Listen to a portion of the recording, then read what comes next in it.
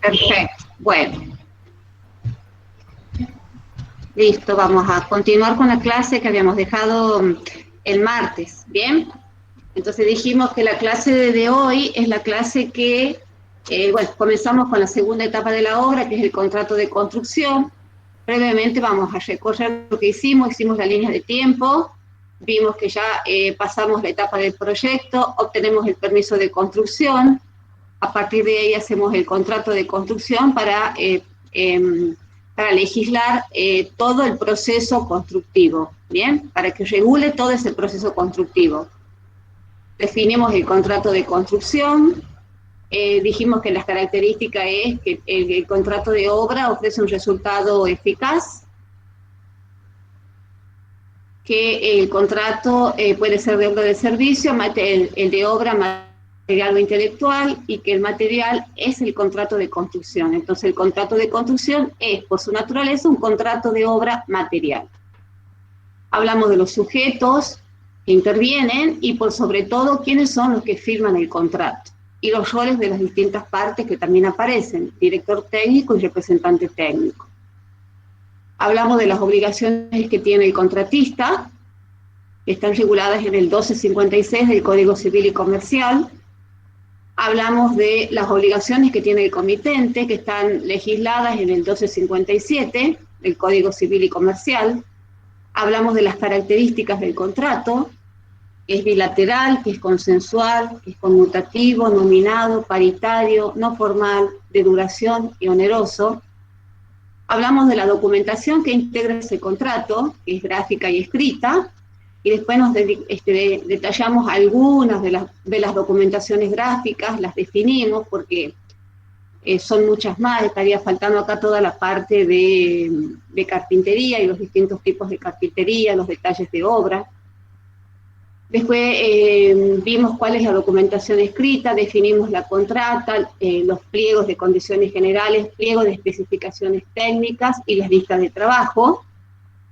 Y nos centramos en el pliego de condiciones generales, que es prácticamente una de las partes más importantes que tiene el contrato, porque esta es la ley para las partes, es decir, las partes van a acatar lo que se diga en este pliego de condiciones generales. Vimos los distintos títulos, que son 8 títulos, en los que, bueno, 8 títulos que la cátedra considera que ustedes están recibiendo el conocimiento necesario. Bien, consideramos que en estas cláusulas más o menos está contemplada toda la problemática del proceso constructivo. Ustedes pueden poner más, pueden poner menos. Lo importante es que lo que no está escrito, no hay manera de probar lo que se acordó. Entonces, importante que cuanto más cosas detallemos en ese contrato de condiciones generales, el pliego de especificaciones generales, más seguridad tenemos de que va a haber menos conflictos. Vimos el título 1 del objeto del contrato, ahí vimos el enunciado, la documentación, a qué se obliga el contratista y la declaración del contratista, que conoce todo y que se obliga a respetar el contrato. El título 2 que habla de la dirección y la vigilancia de la obra. Acá tenemos que determinar quién es el director técnico, quiénes son las personas que trabajan con el director técnico y cuyas órdenes son como si fueran dadas por el mismísimo director técnico, y algunas de las facultades, como por ejemplo la capacidad para exigir la conducta e idoneidad de los obreros, y las facultades para retirar a las personas que no tengan esas condiciones, esas características. Después, uno de los más importantes de todo esto es el título de la ejecución de la obra, porque acá vamos a detallar absolutamente todo lo que nosotros queremos que pase en la obra y que tenemos que controlar. Bien, entonces, bueno, hemos hablado de la iniciación, actividad, de las multas, de las inspecciones de la obra, de los suministros de materiales por parte del contratista, de la presencia del contratista siempre o un capataz en la obra, de la documentación que es necesaria que esté siempre en la obra.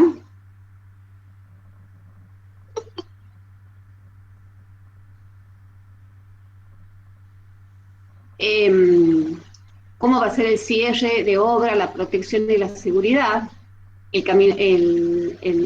el diagrama de Gantt como uno de los elementos fundamentales de la documentación de la obra, los subcontratistas, los criterios de selección, materiales y trabajos que tienen que quedar ocultos y de la obligación de una inspección previa a que estos sean ocultados, tapados, las variaciones al proyecto, si son factibles o no, la limpieza de la obra, las verificaciones y recepción provisoria, verificación y recepción definitiva, ampliaciones de plazo, con qué criterios se van a otorgar las ampliaciones de plazo.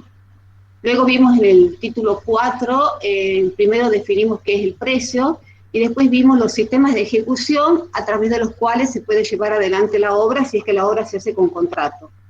Bien, entonces vimos los distintos sistemas de ejecución, los repasamos brevemente, en la próxima clase a continuación ya los verán un poquito más en profundidad.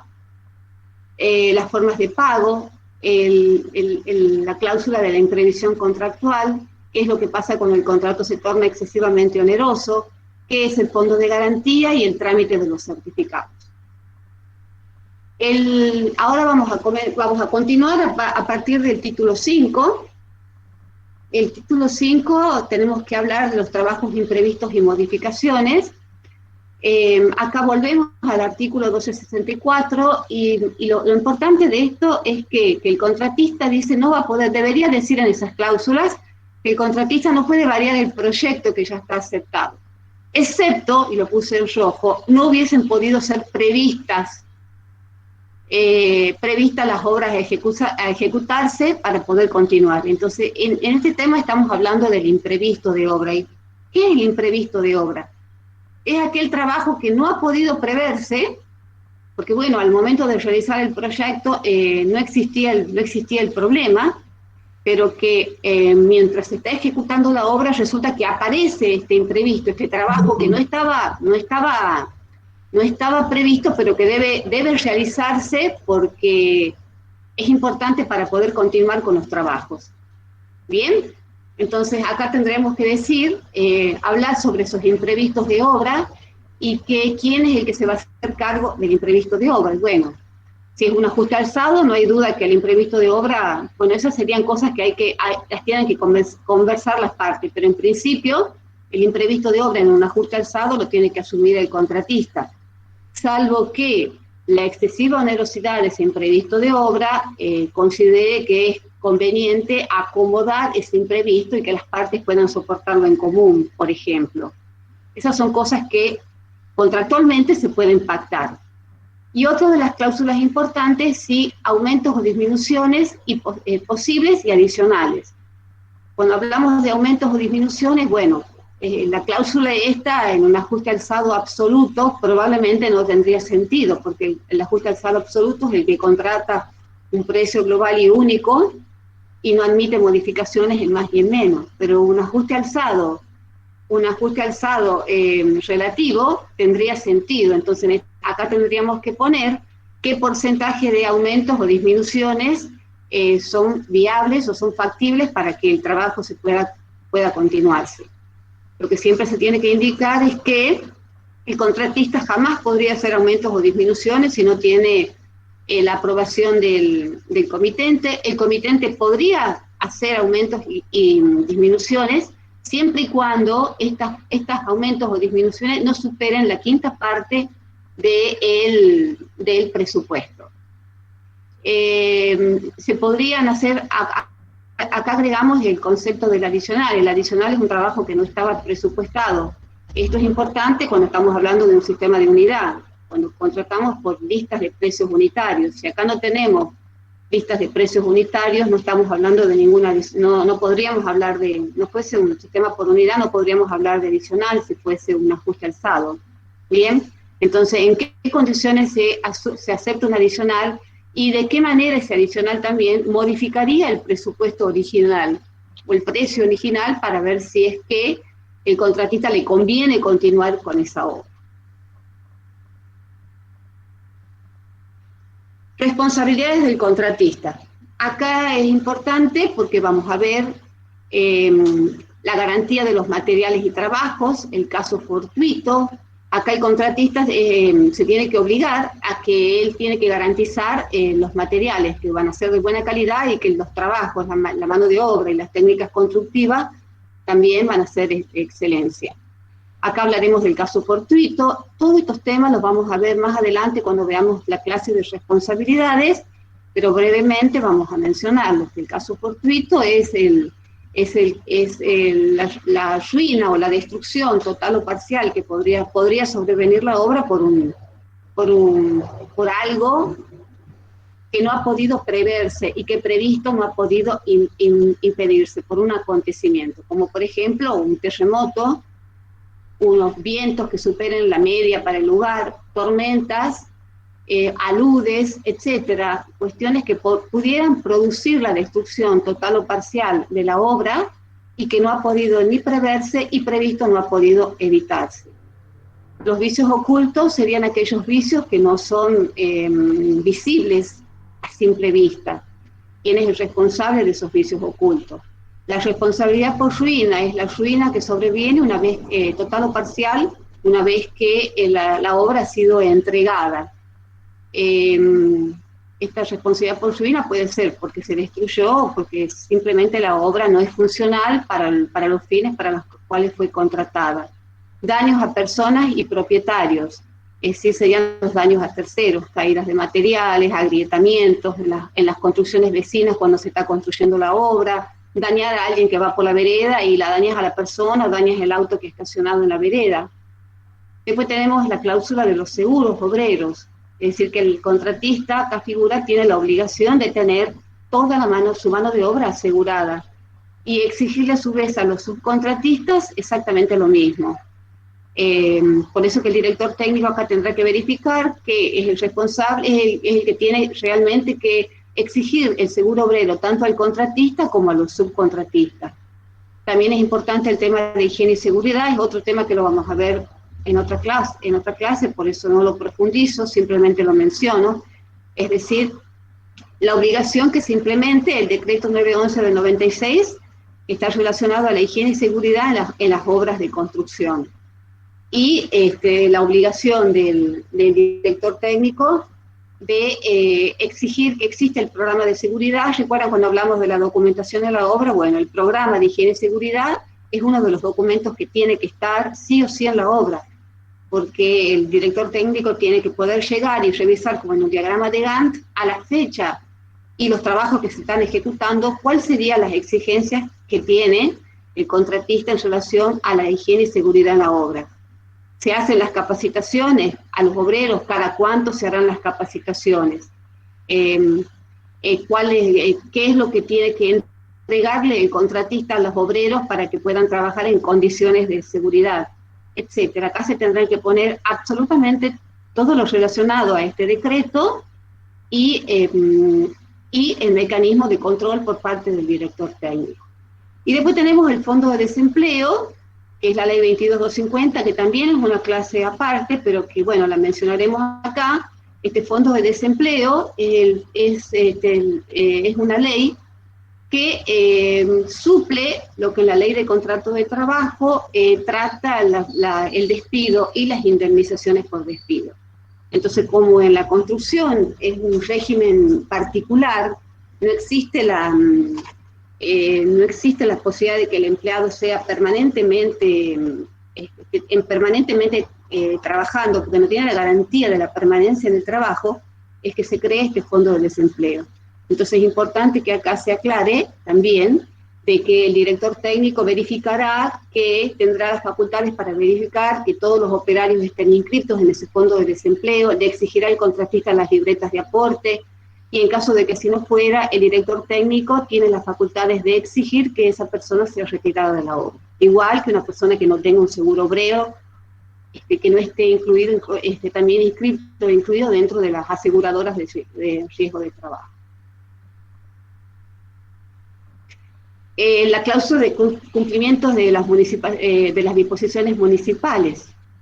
En esta cláusula es importante nombrarlas a todas, detallarlas a todas, porque en el caso particular, ¿qué va a pasar con la vereda de obra? En esa obra, la cerca de obra va a avanzar sobre la vereda, cuánto va a avanzar, qué pasa si avanza. Entonces, la obligación de tener las veredas de obra, qué medida va a tener esa vereda de obra, con qué materiales se va a realizar, con qué materiales vamos a implementar la seguridad de esa vereda de obra. Ustedes saben que la vereda de obra es la vereda que avanza sobre la calle porque la vereda se ha sido utilizada como cerca de obra.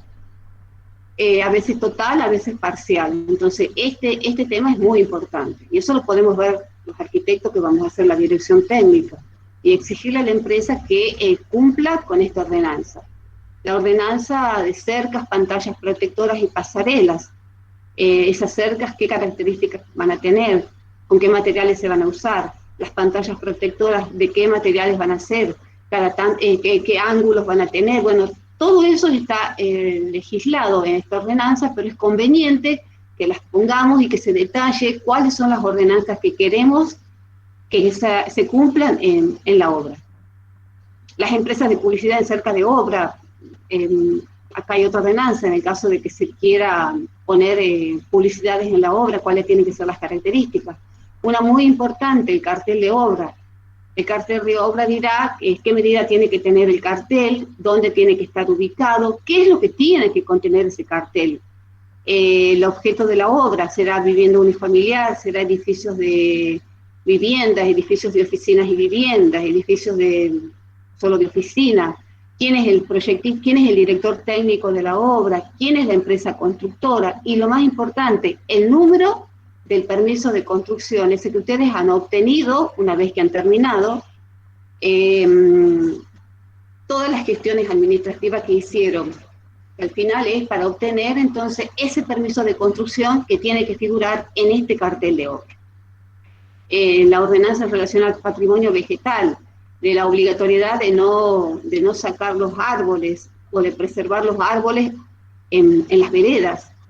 La obra de arte en los edificios de altura, que exige que en todos los edificios de altura se coloque una obra de arte. Materiales en vereda, ¿cuál es el régimen para la descarga de materiales? Que no se pueden, que evidentemente no pueden quedar acopiados en veredas y que deben ser introducidos inmediatamente al obrador, adentro de la obra. ¿Qué pasa con los contenedores? ¿Cuál es el régimen de los contenedores? Autorización para colocar contenedores en la vereda, en la calle. Los horarios de carga y descarga, esto es importante para el abastecimiento de la obra. Si es una obra que está alejada o en un barrio, no debe tener mayores inconvenientes, pero si es una obra que se hace en el microcentro, bueno, ahí sí es que hay que entrar a analizar cuáles van a ser estos horarios de carga y descarga. Los horarios de trabajo también es importante, porque ustedes saben que iniciar una obra es un martirio para los vecinos, es realmente una tortura. Entonces, el horario de la obra tiene que permitir que también se respete el horario de descanso de los vecinos. Entonces, todas estas ordenanzas son muy importantes y el contratista está obligado a cumplirlo y el director técnico está obligado a hacer que se cumplan. Después tenemos el título de la extinción del contrato. Entonces acá figurarán cuáles son las extinciones. Por muerte del comitente. Si el comitente muere, dice, no extingue el contrato, excepto que haga imposible o inútil la ejecución. ¿Qué quiere decir esto imposible? Bueno, porque el que tenía el dinero para ejecutar la obra era el comitente.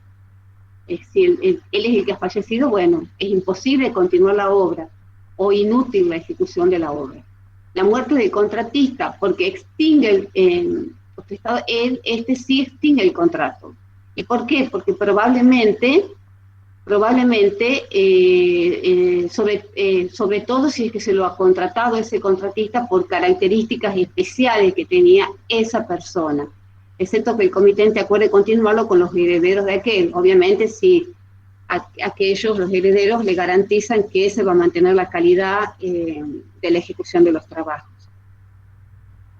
Y luego tenemos el desistimiento unilateral. El comitente puede desistir del contrato por su sola voluntad, pero debe indemnizar al prestador. Y lo mismo pasa con el contratista. El contratista podría...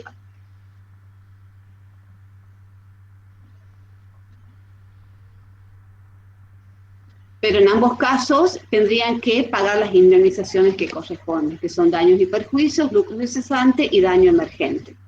¿Qué son los daños y perjuicios? Todos aquellos daños que se le ocasiona a la persona, al comitente, en el caso de que el daño y perjuicio son los daños que tiene que pagar y todos los perjuicios que sobrevienen como causa de ese desistimiento unilateral.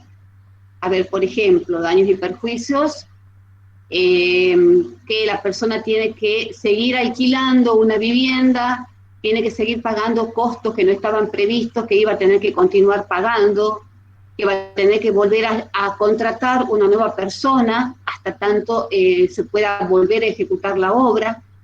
El lucro cesante es lo que el contratista hubiese dejado de percibir, lo que ha dejado de percibir el contratista por no poder continuar con los trabajos. Es decir, que si tenía pensado percibir una X cantidad de beneficios y no lo va, y se desiste de la obra del comitente, entonces el comitente tendrá que pagarle el lucro cesante.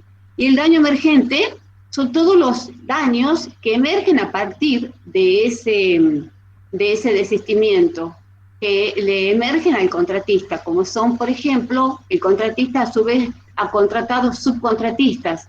Bueno, ese subcontratista tendrá que pagarle a su vez el lucro cesante, el contratista al subcontratista. Eso es un daño emergente, por ejemplo. Que haya alquilado una maquinaria y que tiene que pagar las horas por el no uso de esa maquinaria, lo mismo aunque no la utilice, bueno, eso también es un daño emergente que le sobreviene al contratista. Después, otra cláusula importante es la prosecución de los trabajos. Acá se va a determinar cómo van a continuar los trabajos en casos de desistimiento o de rescisión de la obra. El comitente tendrá derecho a retener materiales y maquinarias del contratista hasta tanto se termine la obra. El derecho del contratista de retener la obra hasta que se le pague lo adeudado. Bueno, acá se tendrá que determinar cómo serán, entonces, de qué manera se van a continuar los trabajos en caso de que haya un desistimiento o una rescisión. Después tenemos el título 8 y el último para alegría de todos, que es el de las disposiciones varias, que es el ajuste de contestaciones. Entonces, ¿de qué manera las partes van a resolver los conflictos? Es decir, si hay un conflicto en la obra entre el comitente contratista, ¿de qué manera lo van a resolver? ¿Van a ir a un juicio ordinario? ¿Lo van a resolver por amigables componedores, que es otra de las alternativas que nos da el derecho procesal aquí de resolver los conflictos? Si no se dice nada en el contrato, si no ponemos que se resuelve por amigables componedores, si no ponemos que se resuelve por amigables componedores, que es una manera corta de resolver un conflicto, ustedes saben que entrar a un juicio ordinario se sabe cómo se entra, chicos, pero no se sabe ni cuándo ni cómo se sale de un juicio. ¿Bien? Lleva años, porque acá la justicia es muy complicada. Entonces, ¿se decide ir a un juicio para resolver conflictos o se decide resolverlo de manera más rápida por amigables componedores, que también es otra clase que ya vamos a dar más adelante? Si no ponemos nada, si no en esta cláusula no se pone nada o no existe la cláusula, quiere decir que vamos a un juicio ordinario, quiere decir que las partes optan por un juicio ordinario. Si en la cláusula esta ponemos que es por amigables componedores, entonces se resuelve de esta manera. Se designan los árbitros y el árbitro resolverá el conflicto. Luego está la cláusula de la vigilancia de la obra. La vigilancia es una opción imprescindible en las obras de construcción para evitar robos, asaltos, saqueos o desperfectos que se pudieran sobrevenir en los materiales, productos y elementos de trabajo. Entonces habrá que decidir quién va a ser el sereno, cómo va a ser el horario de ese sereno, o será una empresa privada de seguridad, qué tipo de empresa, cuántas horas va a estar esa empresa, cuál será el costo, si va a ser una seguridad combinada, activa combinada con una seguridad pasiva, se colocarán cámaras de vigilancia, se colocarán alarmas, se colocarán sensores. Todo esto tendrá que figurar aquí en la cláusula de vigilancia de la obra. Y después tenemos la cláusula de la entrada de la obra. Ustedes saben que la obra genera muchísimos riesgos. Es muy riesgoso que entre una persona a la obra. Para los mismos trabajadores también, por eso que se tiene que implementar la ley de higiene y seguridad. para los obreros garantizarle la seguridad en la obra, calculen para un tercero, una persona ajena a la obra. Entonces tiene que decir acá que la entrada está prohibida para toda persona ajena a la obra. Y si se va a permitir el ingreso a la misma, ¿cuáles van a ser los requisitos para ingreso? ¿Se les va a exigir seguro? ¿Se les va a exigir un equipamiento especial, mínimamente cascos y calzados adecuados? Este tema, chicos, lamentablemente este año, por la pandemia, no vamos a poder ir a obras, pero todos los años nosotros los llevamos a ustedes, a los alumnos, a las obras, mínimamente a 1 o 2 obras. Y bueno, sí, tenemos que tramitar el seguro que tiene la universidad en la Caja Popular para poder llevarlos a la obra. Entonces a la empresa le entregamos el listado de alumnos que van, y la empresa nos exige que mínimamente los chicos lleven un casco y nos dan las indicaciones de cuál tiene que ser el calzado que tienen que llevar para que ustedes dentro de la obra minimizar los riesgos de acceder a la obra. Bueno, acá vamos a hacer la línea de tiempo con una especie de síntesis de todo esto. Entonces acá tenemos que la obra, una vez que obtenemos el permiso de construcción, hemos hecho el contrato de construcción, damos inicio a la obra. Y recuerden que decíamos que esta obra inicia con el acta de inicio. Bien, esta acta de inicio nos determina el plazo de ejecución de la obra. Entonces, este es el plazo de ejecución, con los meses, están los meses de duración de la obra. En este plazo de ejecución, miren todo lo que pasa: ejecutamos los trabajos, controlamos los trabajos, materiales, mano de obra, y técnicas constructivas, y las maquinarias que estén correctamente funcionando, se hacen las certificaciones, se implementa el trámite de los certificados, tiene que existir la comunicación entre las partes, para ello tienen que estar los libros de obra, órdenes de servicio, que son las órdenes que le da el director técnico al contratista, representante técnico, el libro de notas de pedido, que son los pedidos que hace el representante técnico al director técnico. Tendremos que hacer cumplir todas las disposiciones municipales y la legislación vigente, como ser el higiene y seguridad, el fondo de desempleo, las responsabilidades por caso fortuito y las responsabilidades extracontractuales. Bien. Luego que se produce, y durante este plazo de ejecución, acá tenemos certificaciones que se van a ir realizando mensualmente, bimestrales, trimestrales, como quieran pactarlo, hasta que llegamos a la recepción provisoria. Esta recepción provisoria cubre los vicios aparentes, y en esta recepción provisoria hacemos el acta de recepción provisoria.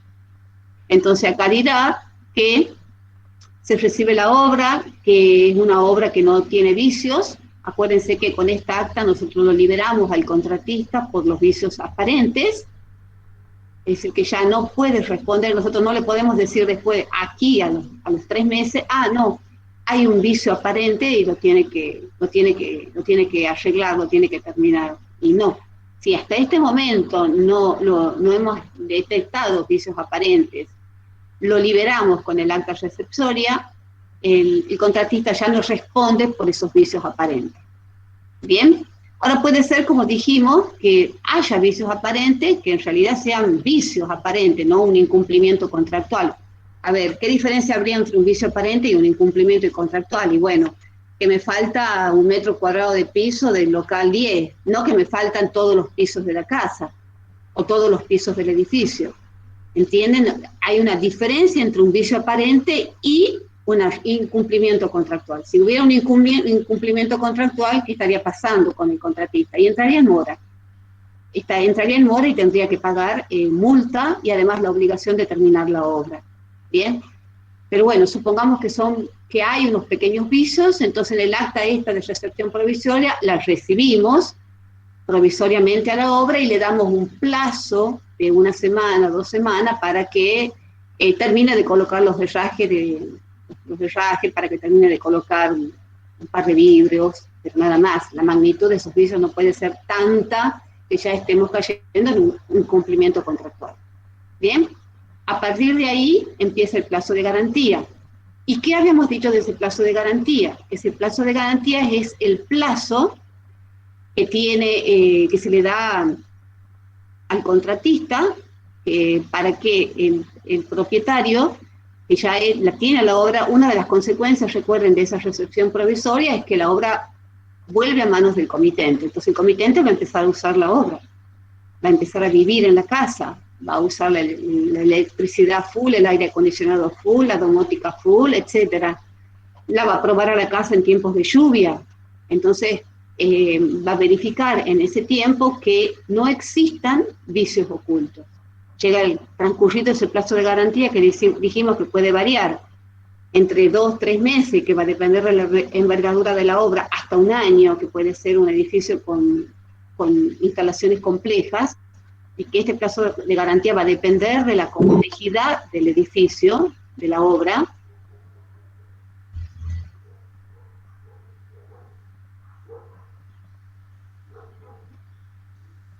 Entonces, transcurrido ese plazo, procedemos a la recepción definitiva. Entonces, puede ser que cuando hagamos esta definición definitiva existan vicios ocultos. Bien, sobrevengan, se detecten vicios ocultos, como humedades, el mal funcionamiento del aire acondicionado, o que no haya ninguno. Si no hubiese ningún vicio oculto, se procede a labrar el acta definitiva y acá lo liberamos al contratista de los vicios ocultos. Si existen vicios ocultos, bueno, le daremos un plazo para que el contratista arregle las humedades, las filtraciones en las paredes, para que arregle el aire acondicionado.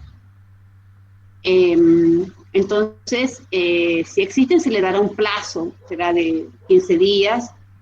¿Y cuáles son las consecuencias de esa recepción definitiva? Dijimos que liberamos al contratista de los vicios ocultos, recuperamos, se le devuelve el fondo de reparo al contratista, ese porcentaje que se le descontaba de cada certificado de obra se le devuelve. En el caso de que hubiese vicios ocultos, no se le devuelve hasta tanto este señor no resuelva los vicios ocultos, o se le devuelve parte y se le retiene el equivalente al vicio oculto para que el comitente, en caso que el contratista no los arreglara, tuviese fondos para hacerlo arreglar por otros. Y empieza a correr otra de las consecuencias, la responsabilidad por ruina. Esa responsabilidad por ruina, total o parcial, es una responsabilidad que a partir de la recepción tiene un plazo de 10 años. Acá agrego abajo la responsabilidad extracontractual, que es una responsabilidad que va a estar durante toda la ejecución de la obra, hasta 3 años después de recibida la obra. Ahí prescribiría la responsabilidad extracontractual. Esta prescribe a los 10 años. Bien, vamos a ver otro caso. ¿Qué pasa si hacemos una única recepción? Porque el código nos plantea el hecho de que la doble recepción provisoria y definitiva no es obligatoria, se puede plantear una única recepción. Entonces pasa lo mismo acá, acta de inicio, plazo de ejecución, cumplimos con todas estas cuestiones en este proceso constructivo y hacemos la recepción. La recepción provisoria cubre los vicios aparentes y hacemos una recepción provisoria, a partir de la cual comienza a correr la responsabilidad por la ruina. Bien, esta responsabilidad y además la responsabilidad por los vicios ocultos, que es de 3 años. O sea que si durante este proceso aparecen vicios vicios ocultos, el contratista es responsable por esos vicios ocultos hasta los 3 años desde que se produjo este vicio. Antes, chicos, de la reforma del Código Civil de agosto del 2015, el contratista era responsable de por vida de los vicios ocultos. De por vida, obviamente, dentro de la razonabilidad de lo que puede ser un vicio oculto por el cual tenga que responder el contratista. Con la reforma del Código Civil, esa responsabilidad por vicios ocultos se acotó, se achicó a 3 años. Bien, entonces, este sería el esquema, entonces, diferente al anterior. Tendríamos acta de inicio, acta de recepción provisoria y los vicios ocultos por 3 años. ¿Por qué decimos que es provisoria? Y bueno, por esto, porque pueden sobrevenir los vicios ocultos por los cuales el contratista tiene la obligación de responder hasta los 3 años. Ese tema de los vicios ocultos también lo vamos a ver en profundidad cuando veamos el tema de la responsabilidad. Bueno, bibliografía, Código Civil y Comercial. Apuntes de clase. Fin de esta clase. Pero les planteo un interrogante. ¿Y cómo varían esas cláusulas contractuales según el sistema de contratación? ¿Es lo mismo? ¿Este contrato va a servir lo mismo para un ajuste alzado absoluto, relativo, unidad de medida, costes y costas? Bueno, para eso continuamos con la clase que ahora va a empezar la arquitecta Flores, que ahora va a comenzar la arquitecta Flores en la segunda etapa.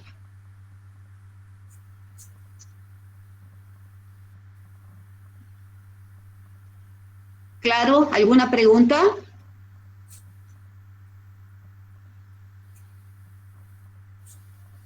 Sí, yo tengo una pregunta. Diga. En el último caso que dio sobre la línea de tiempo, digamos, había un inicio o sea, había un acta de inicio, un acta de recepción provisoria, pero no había un acta definitoria. ¿Por qué? Porque el código prevé la recepción, una única recepción, y el código determina que en ese caso solamente va a ser provisoria y queda vinculado el contratista por los vicios ocultos por 3 años. Pero también te da la posibilidad en otro artículo de que hagas las 2 recepciones. Y en O caso sea que puede ser una o la otra opción. en la obra privada sí, en la obra privada tenés esa facultad de hacer una u otra. Ahora, la conveniencia siempre es que haga las 2, porque te libera el contratista, lo liberas en 3 meses, 6 meses, un año a más tardar, y no lo tenés, y el contratista, es decir, si yo fuese empresa constructora de una obra privada, la obra pública no tenés opción, existe sí o sí la obligatoriedad del doble juego de recepciones, pero en la obra privada es opcional. Ok. Le recomendaría siempre al contratista que, obviamente, al comitente le conviene años de responsabilidad, pero bueno, al contratista también le conviene liberarse. Entonces, les recomiendo al contratista que realice las dos recepciones con un plazo de garantía acorde a la complejidad de la obra. Ok. Bueno, muchas gracias.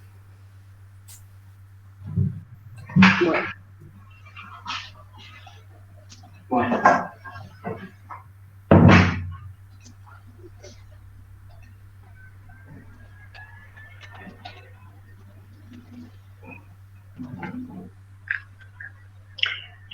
Hola chicos, vamos a seguir. Vamos a ver el tema ahora de los sistemas técnicos financieros de ejecución de obra. ¿Me escuchan bien? Sí. Sí, aquí está. Bueno, Sí, muy bien. está buenísimo que lo vamos a enganchar ahora esta clase, que por lo general siempre se daba otro día y hoy por motivos de que hubo problemas con internet y eso, la clase pasada, pasamos todo para hoy, pero viene buenísimo porque acaban de repasar de ver, con la arquitecta La Vega todo el tema de las cláusulas generales del contrato. Y ahora vamos la clase recién la arquitecta terminó y les preguntaba si todas estas cláusulas que acabamos de ver eran iguales si yo voy cambiando los sistemas de contratación. Bueno, un poco es lo que vamos a ver ahora, que ustedes de sistemas de ejecución saben por economía, ustedes ya vieron en economía, desde el punto de vista, lógicamente, no jurídico, sino desde el punto de vista de la obra, desde el punto de vista económico, ya vieron los distintos sistemas de ejecución. Ahora lo vamos a ver desde el punto de vista jurídico y lo vamos a vincular directamente con el contrato, con todas esas cláusulas generales del contrato que acaba de desarrollar la arquitecta de La Vega.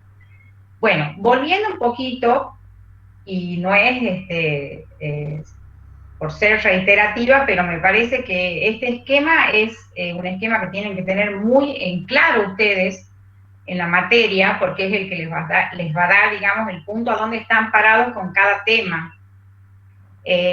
Lo que acaba de terminar recién la arquitecta de La Vega es de explicarles todo este contrato de obra material que se da entre el comitente y el contratista para la ejecución material de la obra. que aunque parezca mentira en los exámenes, algunos lo confunden con este contrato de obra intelectual que ya lo vieron, que ya hicieron el práctico número 1. Este contrato es el segundo gran vínculo jurídico que estamos viendo en la materia, que es el que se va a dar entre el comitente y el contratista para la ejecución material de la obra. Bueno, dentro de este sistema, dentro de este contrato de obra material, es que vamos a ver cómo se comportan estos sistemas técnicos financieros de ejecución de obra y cómo le van dando un tinte distinto a todas estas cláusulas que acaban de ver con la arquitecta, porque de acuerdo sea el sistema de contratación, va a ir cambiando conceptualmente el mecanismo de estas cláusulas.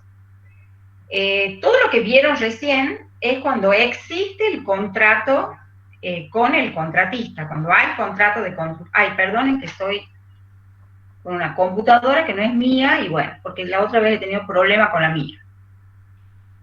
Todo lo que vieron recién es cuando existe la figura del contratista, es decir, existe este contrato de obra material que tiene todas esas cláusulas que se van a regir por estos sistemas técnicos financieros de ejecución de obra. Ahora, cuando desaparece la figura del contratista, estamos frente a lo que se llama la administración, que es cuando es una obra sin contrato de construcción. Ese es otro tema también a tener bien en claro. Cuando desaparece la figura del contratista, que acá no la vemos, va a existir solamente un contrato de obra intelectual entre el comitente y el arquitecto, que va a hacer el proyecto y la dirección técnica, y que va a vigilar y a controlar a todos estos operarios que van a estar directamente contratados por el comitente.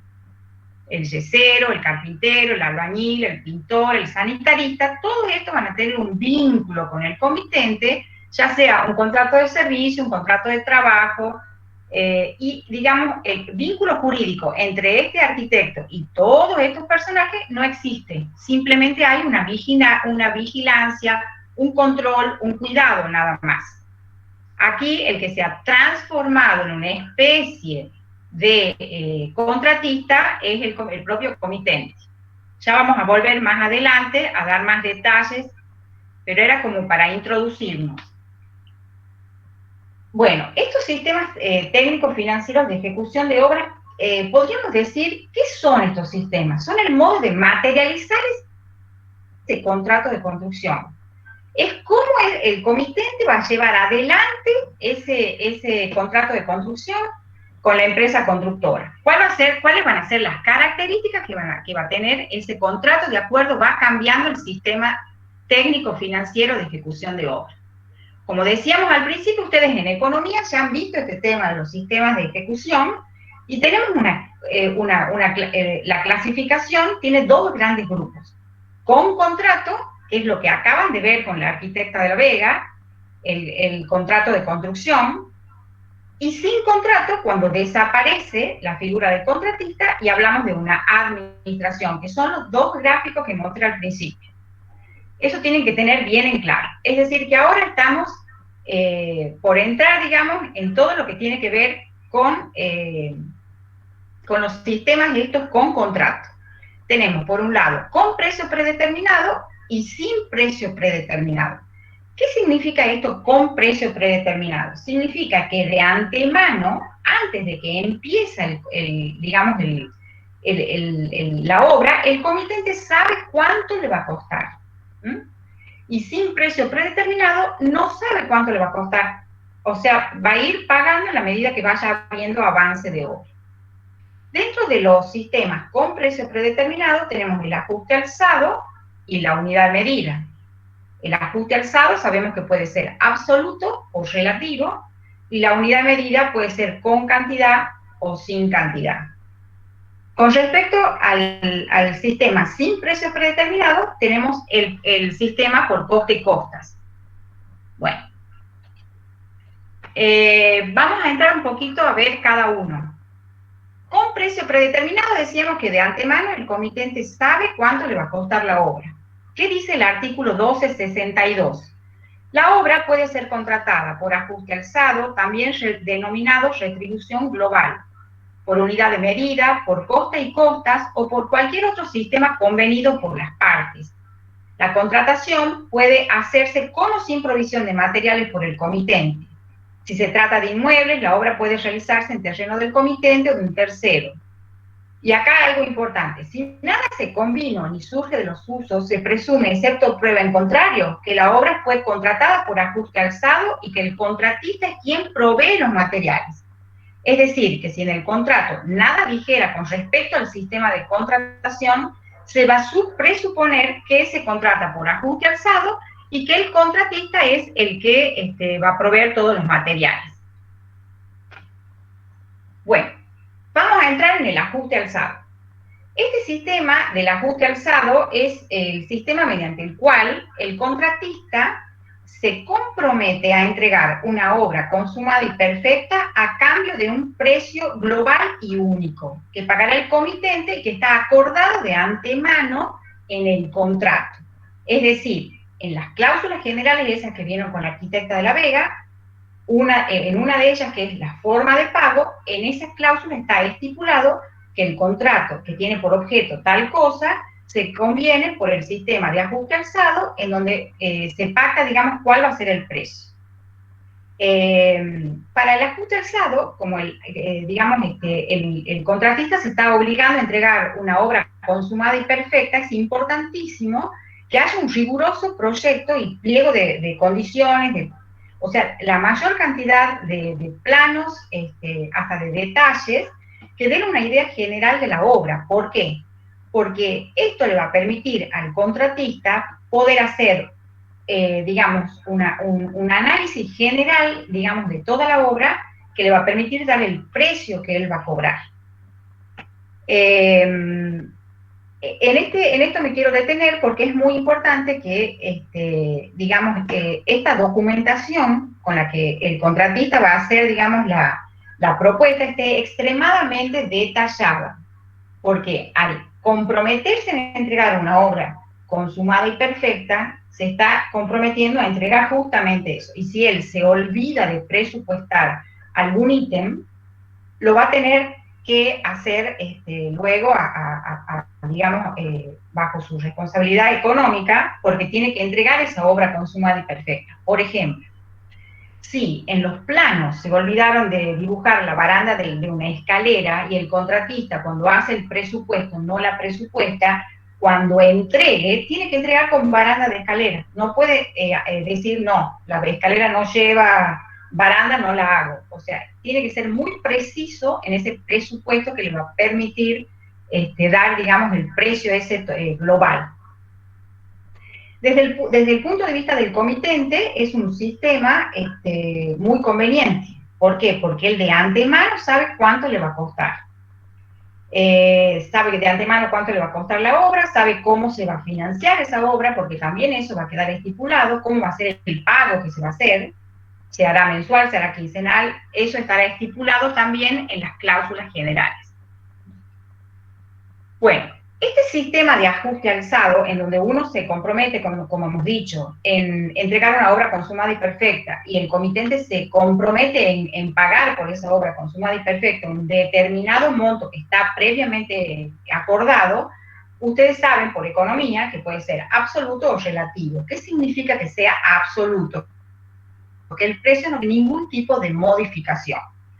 En una economía como la nuestra, es un sistema técnico jurídico de ejecución de obra muy riguroso y muy difícil de implementar en épocas de inflación o cuando tenemos un dólar que en menos de un año ha duplicado el valor. Entonces, es un sistema, digamos, usado en muy puntuales ocasiones, quizás en obras que sean, que tengan un tiempo muy corto de ejecución, que sean obras, restauración, por ejemplo, de obras de arte, etcétera, pero digamos es muy, muy riguroso el vínculo jurídico al no poderse modificar. Si el contratista se estableció en la cláusula general que la obra va a costar 3.750.000, tiene que costar 3.350.000. No se puede modificar este valor. El otro es el relativo, que es el que admite, digamos, modificaciones. Estas tienen que tener un porcentaje en más o en menos, que también está estipulado en el contrato. En el caso de la obra pública, por ejemplo, este porcentaje está estipulado por ley, que no debe ser ni en más ni en menos superar el 20%. En el contrato de obra privada, que es el que han visto con la arquitecta de La Vega, las partes, como es paritario, van a discutir cuál va a ser este porcentaje. Y va a quedar también establecido en esas cláusulas generales. Se contrata por ajuste alzado relativo con un porcentaje de un 15% en más o en menos. ¿Por qué se debe estipular este porcentaje? Porque si pasamos en más o en menos el porcentaje, habrá que hacer un nuevo contrato por las modificaciones estas. ¿Por qué? Porque eso hace fluctuar el valor el precio global. Estas modificaciones pueden deberse a modificaciones al proyecto, es decir, el comitente decide sobre la marcha, digamos, que va a realizar modificaciones al proyecto, va a hacer ampliación o va a cambiar algún revestimiento, etcétera. Por adicionales, que son cosas que pueden aparecer, digamos, cosas que no estaban contratadas y que se deciden hacer, y los otros son los trabajos imprevistos. Los trabajos imprevistos son aquellos que no están, de antemano no están estipulados, pero es necesario hacerlos para proseguir con la obra. Esto podría ser, por ejemplo, se está haciendo excavación de cimientos y se encuentran 3 pozos ciegos que hay que llenar. Esto es un trabajo imprevisto. ¿Por qué? Porque si no lleno estos pozos, no puedo seguir con la submuración. Entonces, esto sería un imprevisto. Eso, cuando el contratista, digamos, da el precio, tiene que tener en cuenta, digamos, todos estos adicionales o imprevistos que pudieran surgir. Bueno, esto con respecto a la unidad al ajuste alzado. Ahora, cuando vamos al otro sistema, que es el de unidad de medida, es un sistema mediante el cual se contrata unidades técnicas de obras con sus respectivos precios unitarios. Es decir, la diferencia que hay con el ajuste alzado, en donde se contrata por un precio global y único, acá, ¿qué es lo que vamos a contratar? Vamos a contratar unidades de ítems. Vamos a contratar un listado, digamos, de ítems con los precios. ¿Qué dice el artículo 1266? Obra por pieza o medida. Si la obra fue pactada por pieza o medida sin designación del número de piezas o de la medida total, el contrato puede ser extinguido por cualquiera de los contratantes concluidas que sean las partes designadas como límite mínimo, debiéndose las prestaciones correspondientes a la parte concluida. Si se ha designado el número de piezas o la medida total, el contratista está obligado a entregar la obra concluida y el comitente a pagar la retribución que resulte del total de las unidades pactadas. Este artículo hace referencia a si la unidad de medida es con cantidad o sin cantidad. Lógicamente, cuando se hace una unidad de medida con cantidad, es mucho más rígido el vínculo jurídico que cuando hacemos una unidad de medida sin cantidad. En la unidad de medida con cantidad contratamos no solo el precio por cada ítem, sino también la cantidad de obra que vamos a hacer en cada ítem. En cambio, en la unidad de medida sin cantidad, lo único que estamos contratando es un listado de precios unitarios por ítem. Es decir, que en ese caso el vínculo es muchísimo más débil, más débil. Bueno, un poco lo que hablábamos recién, que con cantidad es un vínculo jurídico muchísimo más rígido, es como si fuese un pequeño ajuste alzado en cada una de las unidades de ítem. Y sin cantidad es un vínculo débil que puede ser, o sea, se va ejecutando y se va pagando y, digamos, es conveniente en el sentido de si no necesitamos hacer una obra quizás muy larga, nos conviene ir pagando por trabajo. Acá tienen, por ejemplo, cómo contrataríamos una unidad de medida sin cantidad y una unidad de medida con cantidad. En una aparece, digamos, la cantidad de ítem y en la otra simplemente aparece el ítem y el precio.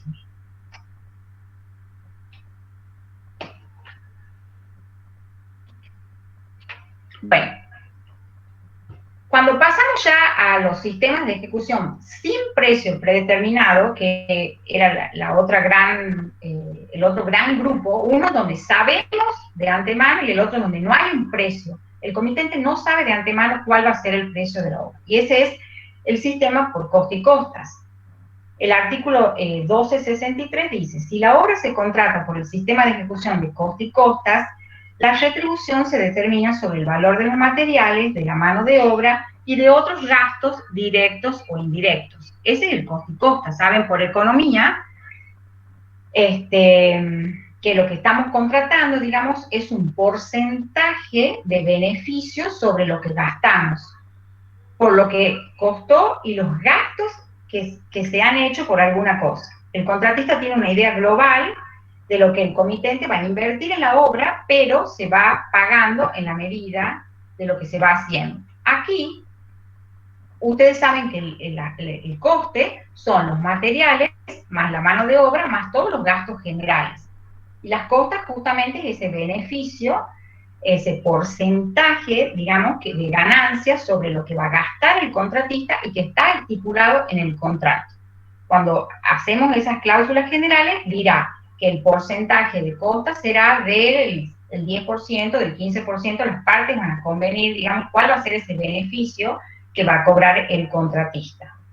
Aquí es importantísima la labor del director técnico, porque debe estar permanentemente controlando cuáles son todos los gastos que hace el contratista, porque cuanto el contratista más gaste, más beneficio va a obtener. Entonces el director técnico tiene que tener aquí una labor, digamos, de permanente control al director técnico. Cuando este concepto lo veíamos muy claro cuando teníamos los honorarios que estaban regulados por la ley de honorario, habían porcentajes que se adicionaban a la dirección técnica de acuerdo era el sistema de contratación. Y ahí podíamos ver cómo, cuando hacíamos una dirección técnica de un sistema por coste y costas, el honorario que cobrábamos por dirección técnica era como un 300% más que si hacíamos, por ejemplo, una dirección técnica de un ajuste alzado, en donde todo está convenido de antemano.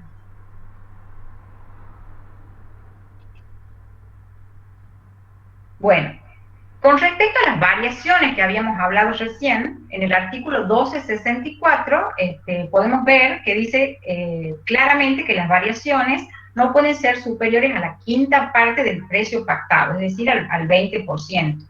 ¿Por qué? Porque es lo que habíamos dicho que si nosotros variamos más o menos esta quinta parte, vamos a estar, digamos, haciendo una variación de todo el precio de ese contratado. No es lo mismo para el contratista obtener, por ejemplo, un precio por metro cuadrado de un revestimiento de 100 metros cuadrados que si nosotros lo bajamos a 70 o lo subimos a 130. El precio que él va, digamos, va a pagar, va a diferir, el precio de la mano de obra que él ha contratado también, la maquinaria que él ha alquilado, por ejemplo, también puede variar. Entonces, en el caso de que esta variación, digamos, exceda esta quinta parte en más o en menos, habrá que hacer un nuevo contrato, digamos, separado del contrato por estas variaciones.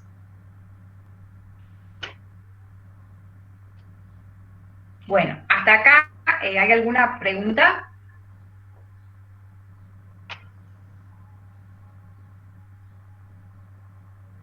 ¿No? Bueno, un poco acá había hecho la cláusula de forma de pago, que en las cláusulas que le dio la arquitecta de la Vega es la número 4, y vamos a ver cómo van cambiando estas cláusulas de forma de pago, de acuerdo, va cambiando el sistema de contratación. El sistema de contratación, digamos, va a ser como un eje, como una línea que va a atravesar todas las cláusulas. La cláusula de forma de pago, por ejemplo, para un sistema de ajuste alzado, podría decir algo así. Este contrato se realiza por el sistema de ajuste alzado y el precio total de la obra es de 12.350.000, propuesto por el contratista y aceptado por el comitente. El primero recibirá mensualmente 450.000 pesos en calidad de anticipo sobre el precio pactado, cuotas proporcionales a los trabajos ejecutados y adheridos al suelo con carácter definitivo, mediante la presentación de liquidaciones al director técnico para el libramiento de los respectivos certificados. Es decir, acá estamos contratando por un precio que se conoce, es de antemano, en el momento de la redacción del contrato sabemos, el comitente sabe que esta obra le va a costar 12.350.000. Y si se ubican en la redacción de esta cláusula, en ningún lado vemos acá nada que tenga que ver con alguna porcentaje de modificaciones en el precio, es decir, que esto sería un ajuste alzado absoluto. Estamos viendo cómo va a cobrar, cada cuánto, que hay un anticipo, etc. Estamos contratando por ajuste alzado absoluto. ¿Qué pasa si contratamos por unidad de medida? ¿Cómo dirá la cláusula? Este contrato se realiza por el sistema de unidad de medida. El contratista ha propuesto y el comitente acepta una lista de precios unitarios para ser aplicados a las unidades técnicas de los diversos trabajos a ser realizados de acuerdo a los planos y demás documentos que forman parte de este contrato. El contratista recibirá cada 15 días en calidad de anticipo sobre el precio total que habrá de resultar para la obra, la cantidad que el DT consigne en los certificados. Es decir, estamos contratando por unidad de medida una lista de precios unitarios para ser aplicadas a las unidades técnicas de los diversos trabajos, es decir, hay, digamos, cantidad. Y está también cómo va a ser esa forma de pago, que se va a recibir cada 15 días, un anticipo, bla, bla. Cuando contratamos por coste y costas, la cláusula dirá, este contrato se realiza por el sistema de coste y costas, el contratista ha propuesto y el comitente acepta un porcentaje del 15%. Ahí está el porcentaje que hablábamos recién. 15% de beneficios sobre los costes de la obra. El contratista recibirá cada 20 días el valor de las liquidaciones y sus correspondientes justificativos, pudiendo el comitente rechazar todo documento que no haya merecido la aprobación del DT. Ahí está el tema de cómo el DT controla los trabajos efectivamente realizados por el contratista, sobre los cuales, según esta cláusula, él va a cobrar un 15% de beneficio. Bueno, ¿hay alguna duda, consulta con respecto a esto de los sistemas de ejecución?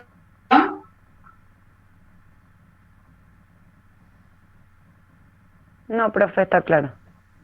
¿Está claro? Bien.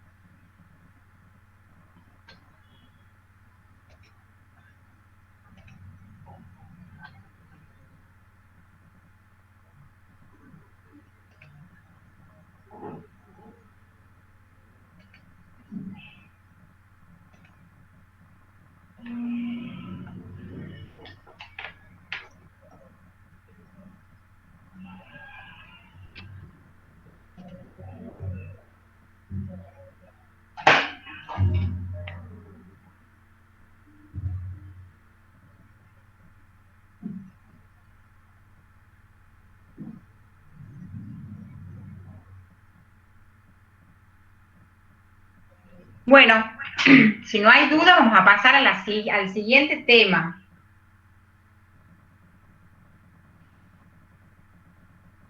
No, no hay dudas. Bueno, Muy bien explicado. muchas gracias. Yo creo que los aburro mucho porque nadie pregunta nada. No, no, sí se entiende, en todas sus clases se entiende. Bueno, gracias. Lo que pasa es que este tema el de los sistemas de ejecución ustedes ya lo vieron en economía. Entonces, Claro. Sí, ya lo vimos en economía. no les resulta tan difícil. Lo que sí que van a tener que redactar las cláusulas después del contrato, entonces hay que entenderlo. Bueno, vamos a pasar al otro tema que es el contrato de obra pública. Está bueno esto de poder juntar estas tres clases, nunca nos había pasado, pero bueno, por la pandemia todo puede ocurrir, porque tienen todo fresco y pueden comparar muchas cosas, que por ahí cuando pasamos de una clase a la otra se olvidan, están en otra cosa, ahora van a poder hacer una comparación muy buena entre todo lo que les habló la arquitecta La Vega y lo que van a ver ahora de la Ley de Obra Pública, que tiene mucho que ver, digamos, pero con sus características. Bueno, volvamos al cuadrito, que yo los molesto mucho, pero me gusta ubicarlos en el tema.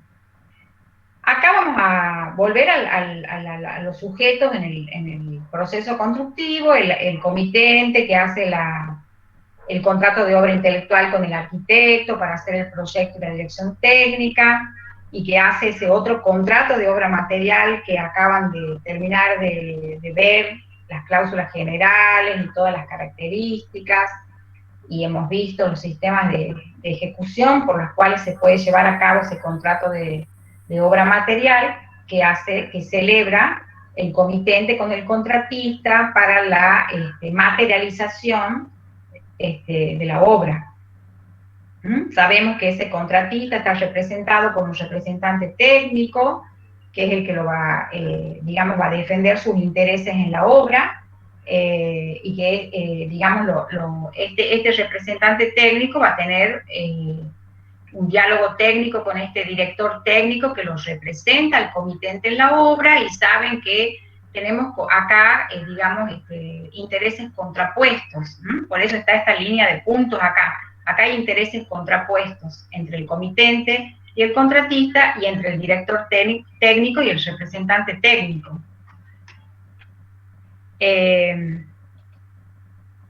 Cuando vamos al contrato de obra pública, estamos acá.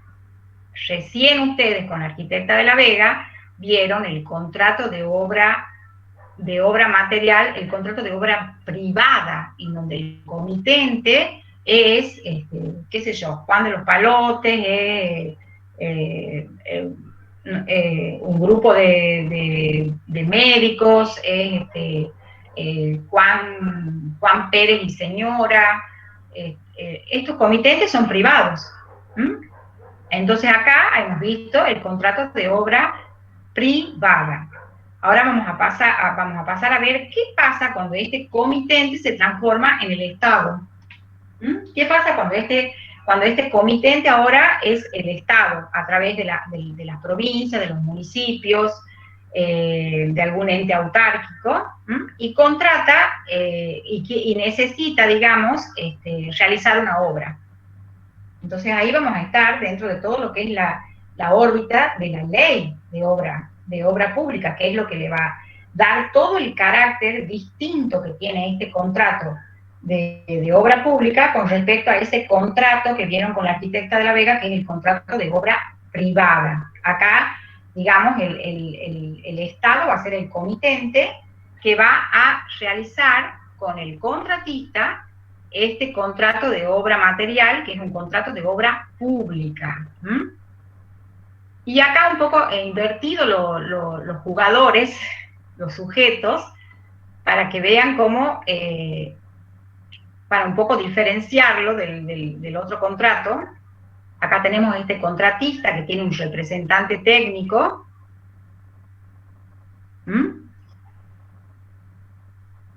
Acá acá tenemos el Estado, que hace, por un lado, el contrato de obra intelectual para el proyecto, y también hace un contrato con este señor, que es el director técnico, que en el caso de la obra pública se va a llamar inspector de obra.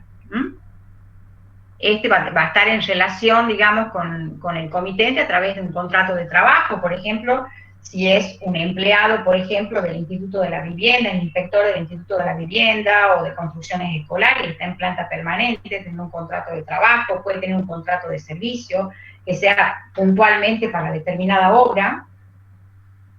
Y en principio, digamos, va a ser un cuadro idéntico al anterior, en donde ¿qué es lo que va a cambiar? Acá va a cambiar el Estado como comitente, y le vamos a llamar inspector al director técnico, que va a ser el que va a representar al Estado en la obra, y tenemos el contratista, que va a estar representado por el director técnico, por el representante técnico. Bueno, volvemos a la definición del contrato. Hay contrato de obra o de servicio con una persona, según sea el caso del contratista o el prestador de servicio, actuando independientemente, se obliga a favor de la otra llamada comitente a realizar una obra material o intelectual o a proveer un servicio mediante una retribución. Este contrato puede ser de obra o de servicio, y dentro del contrato de obra, intelectual o material. Estamos acá hoy. Esto que parece muy reiterativa en los exámenes, yo los reitero y los reitero porque en los exámenes vemos que están con dudas en esto, en esta cosa que es fundamental. Por eso la vuelvo a repetir, porque va a ser un poco lo que a ustedes les va a dar el estar parados como corresponde en la materia y entender el tema. Bueno, ¿cuáles son las características de este contrato de obra pública? Ustedes ya vieron cuáles son las características de los contratos. Este contrato, digamos, se parece muchísimo al que acaban de ver con la arquitecta de La Vega. Es un contrato bilateral, porque hay dos partes, hay obligaciones por ambas partes, el Estado tiene que pagar y el contratista tiene que ejecutar la obra consumada y perfecta. Es oneroso porque hay ventajas para ambas partes, o sea, una entrega la obra y otra paga una retribución. Es conmutativo porque las prestaciones son ciertas. Es consensual porque queda perfeccionado con el consentimiento de las partes acuerdan y firman, y eso digamos, le da sentido al contrato, digamos, el consentimiento a través de la firma de las partes, están aceptando lo que ese contrato dice. Es no formal porque la ley no exige ninguna forma para su perfeccionamiento, como por ejemplo, una escritura, una compraventa se debe hacer mediante escritura pública. Acá no tenemos ninguna forma que esté establecida por la ley. Es un contrato de adhesión. Esa es la gran diferencia con el contrato de obra privada, que ustedes vieron que es un contrato paritario, en donde las partes están en igualdad de condiciones, discuten todo. Esas cláusulas que acaban de ver con la arquitecta de La Vega, esas cláusulas, esos 8 títulos o cláusulas generales, discuten las partes. Una dice una cosa, la otra dice otra, se ponen de acuerdo, no se ponen de acuerdo, y llegan a redactarlas, y están en igualdad, son pares, están en igualdad de condiciones. Cuando estamos acá dentro de un contrato de obra pública, es un contrato de adhesión. ¿Por qué? Porque el Estado impone, y el contratista es el que acepta todo. Es un contrato de adhesión en donde el contratista no le puede discutir al Estado nada, no le puede decir, no, yo no estoy de acuerdo, que sea el 20% el beneficio, no le puede discutir, tiene que decir amén a todo. Es un contrato de adhesión, como también lo son, por ejemplo, los contratos que celebramos con las compañías de teléfono, de cable, las tarjetas de crédito. Es un contrato típico o nominado, porque está nombrado dentro del Código Civil, y es de duración, porque va a durar un tiempo. Ese plazo de ejecución de obra va a ser el tiempo que va a durar ese contrato, no es un contrato instantáneo. Entonces, la característica fundamental está acá, y que la entendamos, que digamos, el Estado impone, y el contratista asume, digamos, todo lo que el Estado le impone. Bueno, todo este contrato de obra pública está regulado por la ley de obra pública. La Ley de Obra Pública de Tucumán es la 5854 y tiene 13 capítulos. En esos 13 capítulos, que estaría bueno que lo lean, está todo el mecanismo de este contrato, que tiene toda una serie de características que lo hacen distinto a otro. Tiene todo un mecanismo. Y hay que adherirse a todo lo que dice esta ley. En el capítulo primero define qué son las obras públicas, y dice que son las que están sujetas al régimen de la presente ley, aquellas que realice la provincia y las municipalidades que se adhieran a esta ley por intermedio de sus organismos centralizados, descentralizados o autárquicos, por sí o por medio de personas o entidades privadas u oficiales, cualquiera sea el origen de los fondos que se empleen. Es decir, acá está definiendo un poco qué es la obra pública. ¿Cuáles son los sistemas? En el artículo 3 podemos ver cuáles son los sistemas de contratación que esta ley permite. Dice que pueden ser por unidad de medida, por ajuste alzado, por coste y costas, por combinación de estos sistemas. Se pueden combinar los sistemas de ejecución. Una parte de la obra se hace por un sistema, la otra parte se hace por otro sistema. Por concesión, y otros por otro tipo de sistemas que podrán autorizar las autoridades competentes de acuerdo sea la característica de la obra. Bueno, ¿cuáles son las obras que puede hacer el Estado sin licitación? ¿Cuál es ¿qué es la licitación? La licitación es el modo que tiene el Estado de permitir que todos los interesados, todas las empresas constructoras interesadas en participar como contratistas puedan tener igualdad de condiciones en poder ofrecer, digamos, la realización de las obras. Es decir, que es como dar a publicidad de que todos los interesados pueden ser potenciales contratistas del Estado. ¿Cuáles son las obras que, de acuerdo a la ley, que están exceptuadas de entrar dentro de esta licitación? O sea, ¿cuándo el Estado puede hacer una contratación directa? Cuando son obras cuyos montos sean inferiores a 150.000 pesos, cuando sean obras que tengan razones de seguridad, por ejemplo, podría ser una remodelación, por ejemplo, de un sector del penal de Villa Urquiza, por ejemplo, que se debe hacer rapidísimo, no va a dar el tiempo para todo este tema del proceso licitatorio. Cuando, por ejemplo, estén involucradas obras de arte, por ejemplo, si hay que, en algún momento se restauró, por ejemplo, la Estatua de la Libertad, eso se hace directamente, se contrata a un determinado artista que se considera que quizás es el único que puede hacer esa intervención. O por razones de emergencia, o sea, hay que hacer algo rápidamente. Entonces todas estas serían las únicas obras que pueden hacerse con la contratación directa sin la necesidad de hacer la licitación. Todas las demás tienen que entrar por todo el mecanismo de la ley de la obra pública que está, digamos, estipulado por la ley. Esto es una línea de tiempo de la obra. Si nos fijamos, desde el inicio hacia acá, es todo lo que ya vieron con la arquitecta de la Vega, desde acá.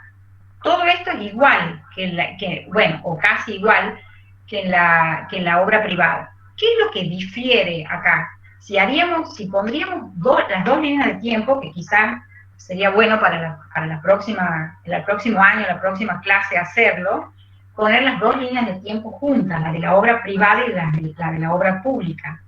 Y ahí vamos a ver cómo todo lo nuevo, todo lo distinto, es lo que está desde el inicio hacia adelante, desde el inicio hasta el llamado, que es lo que vamos a llamar el plazo de licitación.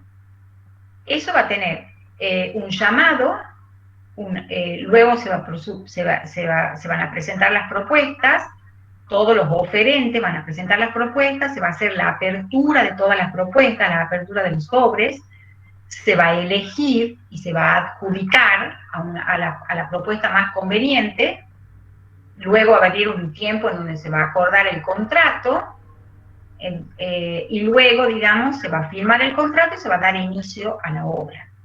Acá vemos cómo se va cambiando de nombre. Al principio son todos los oferentes, los que están interesados en participar como contratistas o en una determinada obra, que era lo que hablábamos al principio. El Estado da publicidad para que todos los calificados, digamos, puedan ser oferentes, para ver quién es el que más le conviene al Estado. Luego se va a hacer la adjudicación, es decir, el oferente elegido va a pasar a ser el adjudicatario, y una vez que se firme el contrato, va a pasar recién a ser el contratista. Sobre este gráfico vamos a ir volviendo, pero vamos a ir viendo cada una de estas etapas, qué va pasando en cada una de estas etapas. Bueno, el llamado, que es el momento en el que el Estado, digamos, da publicidad de la obra tal que necesita, digamos, contratar. Este llamado está estipulado en el artículo 4º de la ley. La repartición dice que también deberá poner a disposición de los que deseen consultar los planos, los presupuestos, las memorias descriptivas y toda la documentación, digamos, necesaria. Va a tener que dar publicidad, digamos, en el diario de mayor tirada, en el boletín oficial, en la página web. Durante 4 días va a tener que salir el aviso publicado. Ustedes alguna vez habrán visto en la Gaceta que salen licitaciones en donde sale, digamos, toda la especificación de la obra. Entonces la gente lee, se entera y va interesada, por ejemplo, a participar. Entonces eso pone en igualdad, supuestamente, de condiciones a todos los interesados. ¿Cuáles son los elementos que debe tener ese aviso? Tiene que tener el nombre de la obra, el emplazamiento de la obra, la fecha de la apertura de los sobres, el organismo que convoca la licitación, el monto del presupuesto oficial, el sistema de ejecución, el precio del pliego y el lugar para informarnos o para retirar, digamos, toda esta documentación que hemos estado hablando acá. A veces el pliego es gratuito en algunas. Es decir, que acá estamos parados en el llamado.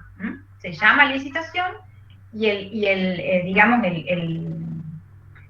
aviso de la licitación tiene que tener todo esto para informar a todos los interesados. Acá yo les he traído del boletín oficial, por ejemplo, para que ustedes vean. Dice, licitación pública número 2 del 2020, expediente tal, por 4 días va a salir. El objeto de la licitación, una unidad de adecuación de medios de escape y servicios contra incendio del edificio de la calle 24 de septiembre 677. El valor del pliego es de 50.000, a depositarse en la cuenta corriente tal del Banco Macro.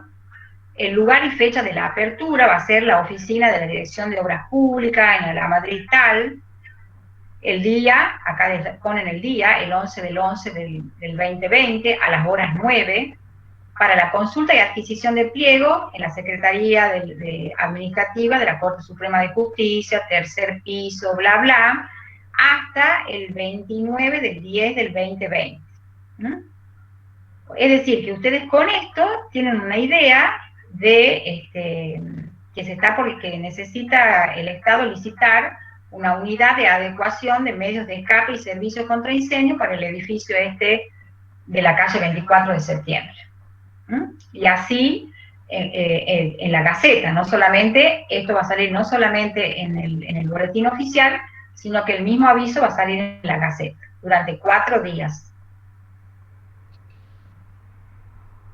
Bueno, entonces, todos los interesados comprarán el pliego, harán el análisis, digamos, de toda la documentación y van a dar una propuesta, van a dar, digamos, qué es lo que proponen como empresa. Esa propuesta va a ir dentro de un sobre que está cerrado y ese sobre va dentro de otro sobre que es el que vamos a tener que presentar. ¿Cuáles son los elementos que están incluidos dentro del sobre de la propuesta? el valor de la propuesta propiamente dicha, es decir, cuánto es el monto que la propuesta, digamos, de la empresa. Acá no está el valor, pero a ver, si el monto oficial es de 2.750.000, acá tendrá que decir cuál es el valor de mi propuesta. Yo me voy a presentar con exactamente el valor del monto oficial o a diferir, voy a presentar por un poquito más, por un poquito menos. Esa va a ser la propuesta que va a hacer la empresa, va a ser una, digamos, va a estipular cómo va a ser el mecanismo de trabajo, etc. El certificado el certificado que tiene que presentar, hay dos certificados, uno que es el del Registro General de Contratistas de Obra Pública y otro es el del IERIC, que es el Instituto de Estadísticas del Registro de la Industria de la Construcción.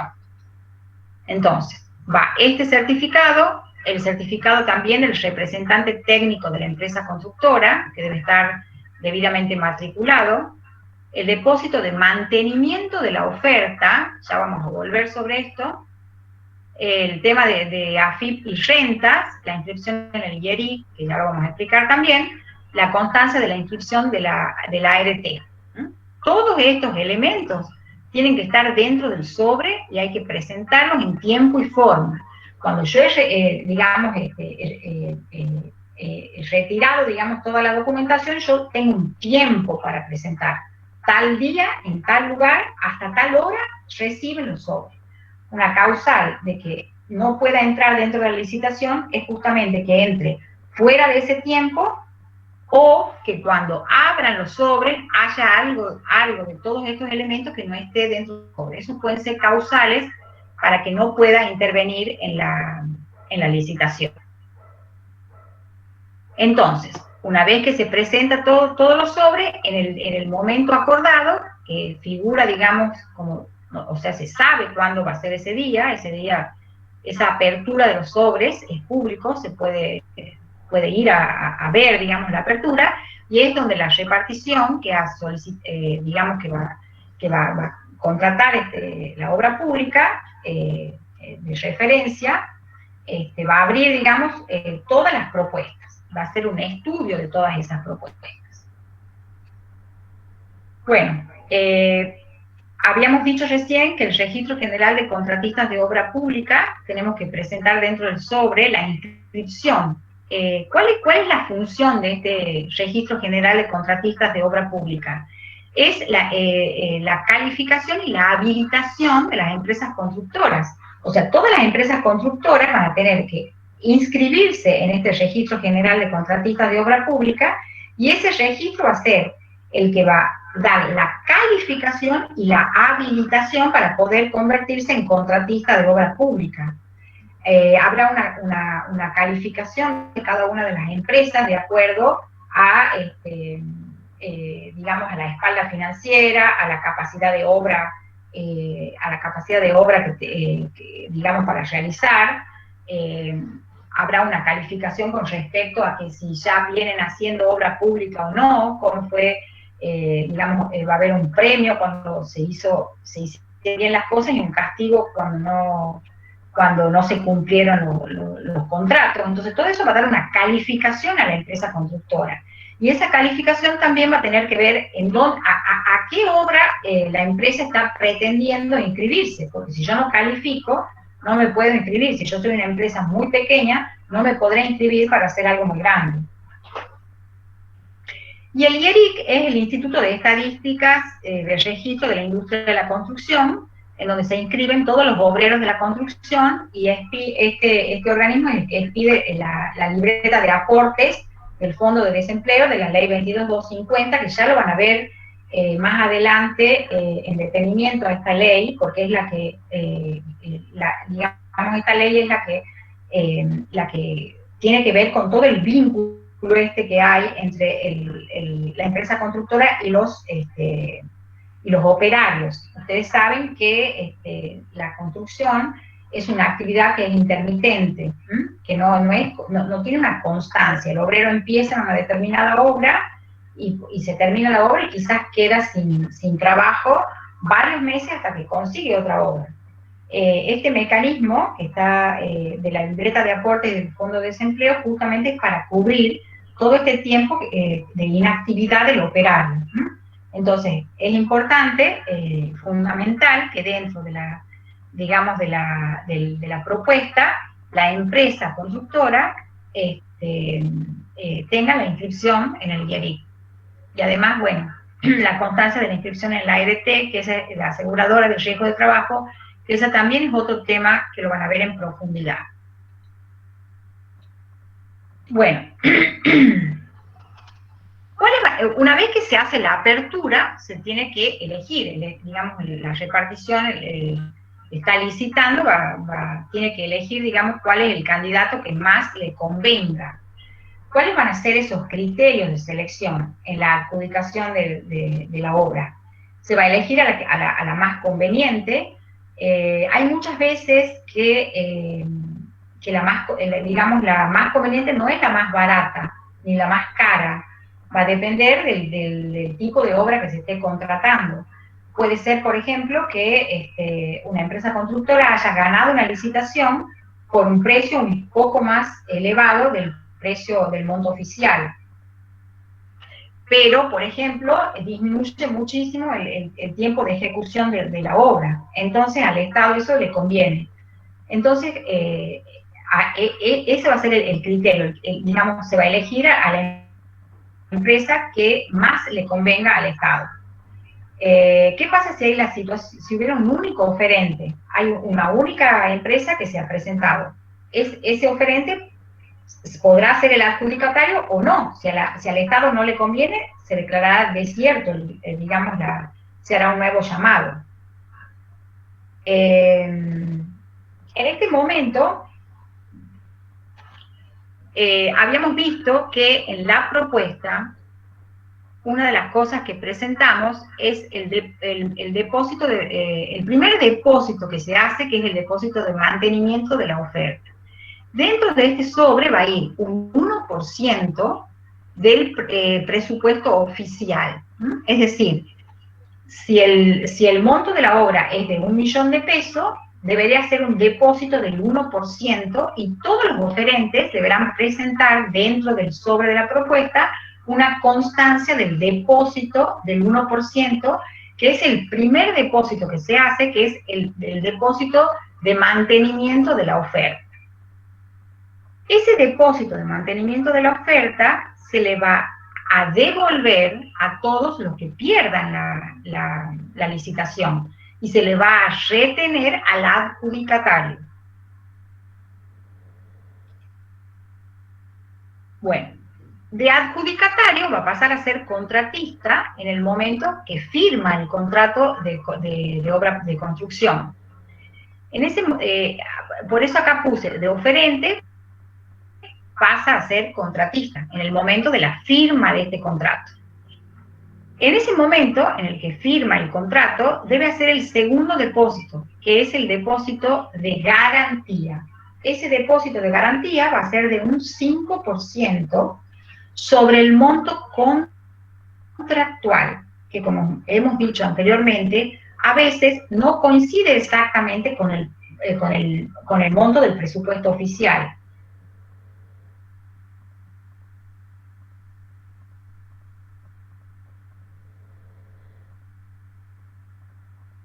El presupuesto oficial fue de un millón de pesos. ¿Me escuchan? Sí, ahora sí. Volvamos acá. Este depósito, que es el segundo depósito de la obra pública, en el momento de la del 5%, y se llama fondo de garantía. Ese 100% lo va a incluir a ese 1%, que es el del mantenimiento de la oferta, que han presentado todos en el sobre, y que se le ha retenido al que va a ser el futuro contratista. Pero no es que acá, en la firma del contrato, voy a poner un 4%. el 5% del monto contractual, que como les decía, a veces no coincide con el monto oficial, puede diferir un poquito más o un poquito menos.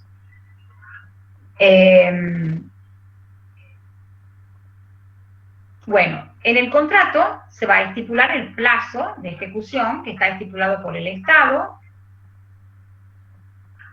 y también se va a estipular cuál va a ser ese plazo de garantía.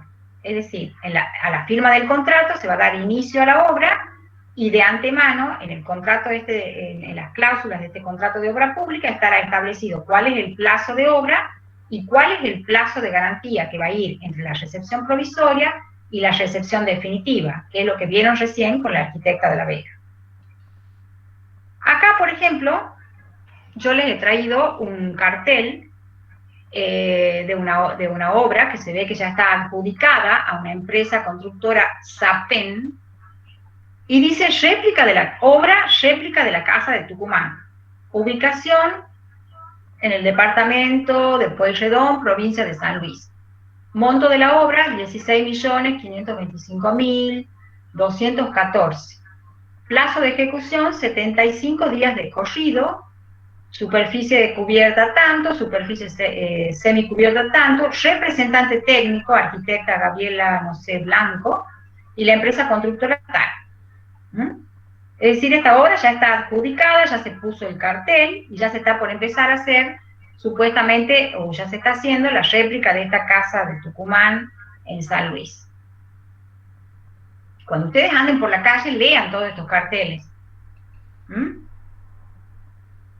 Bueno, ya se firmó el contrato, ya el contratista, digamos, está designado, ya ha hecho el depósito del fondo de garantía acá, en el contrato, en la firma del contrato, y se va a dar inicio a la obra. Esta acta de inicio, como les decía la arquitecta de la Vega, es importantísima. ¿Por qué? Porque a partir de acá va a empezar a correr el plazo de ejecución que está establecido en el contrato.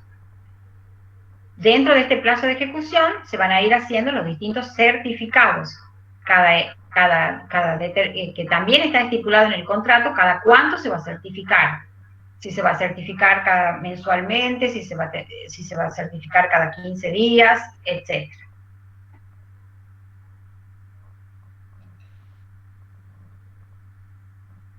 Bueno, estos certificados, como saben ustedes por economía, ¿qué es un certificado de obra? El certificado de obra es un documento que está librado por el director técnico, en el que acredita el trabajo realizado por el contratista. Recién se convierte en certificado cuando el director técnico firma la liquidación. Entonces, de liquidación va a pasar a ser certificado cuando el director técnico dé el ok, firma.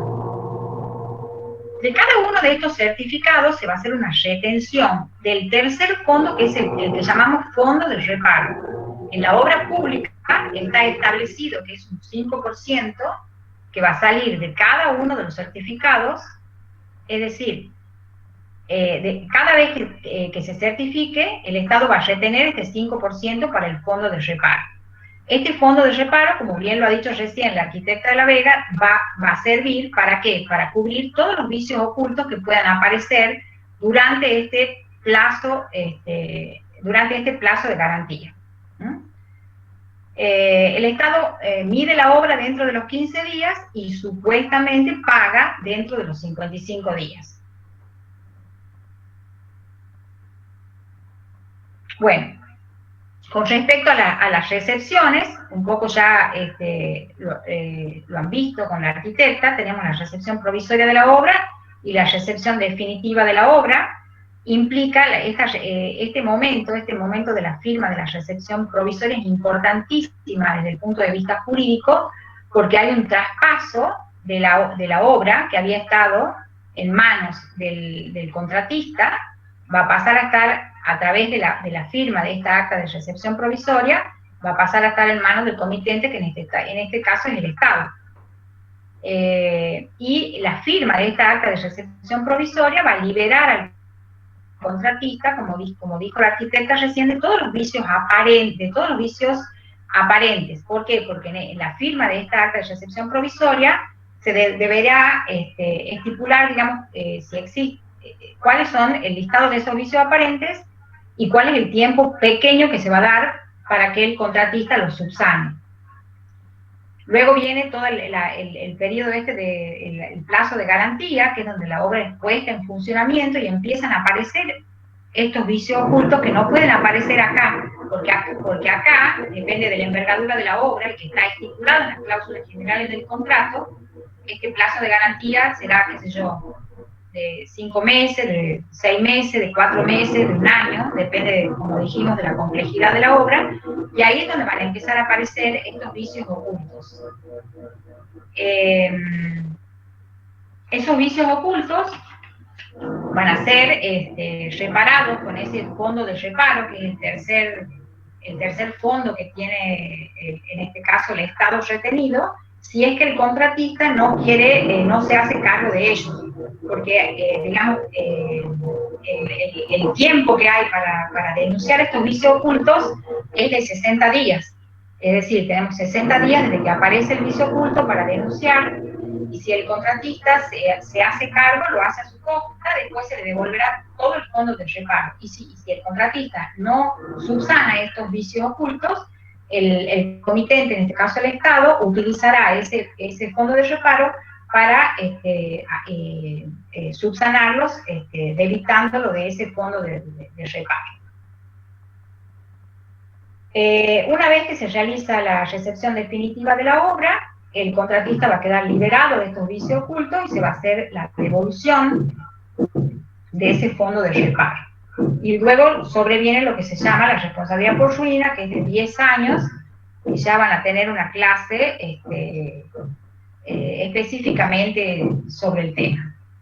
Volviendo al tema de los depósitos de la obra pública, para que quede bien en claro, son 3.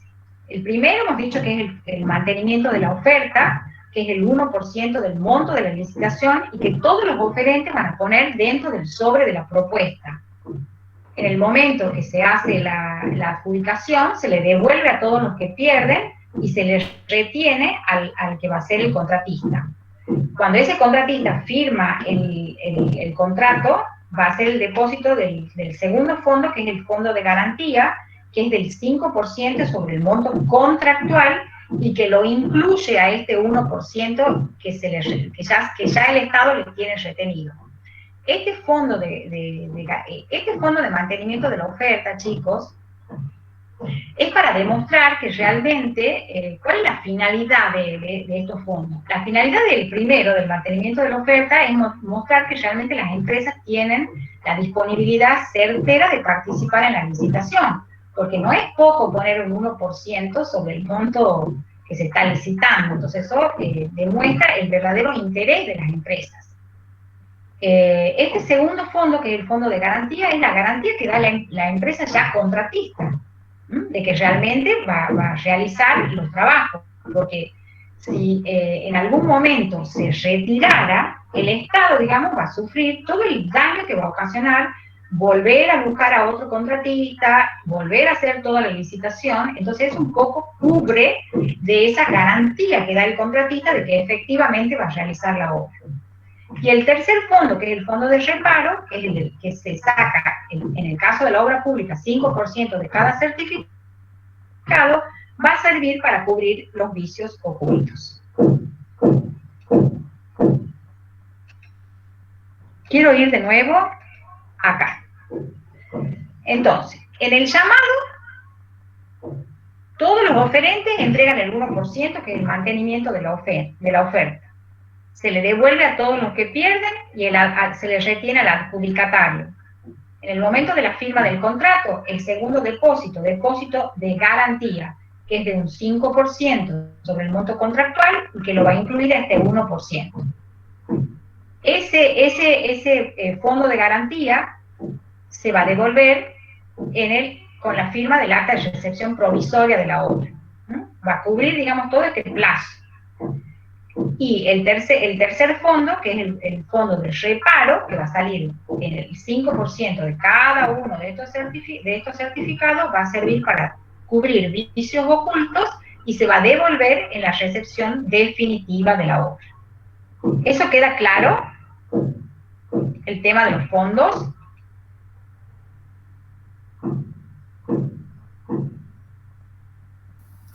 Sí, profe. Bueno, seguimos.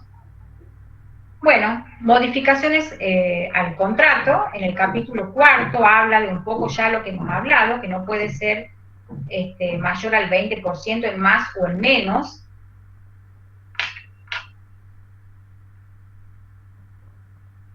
Acá está el tema de lo que hemos hablado sobre los vicios ocultos, en el artículo 1054, que tenemos los 60 días para denunciar.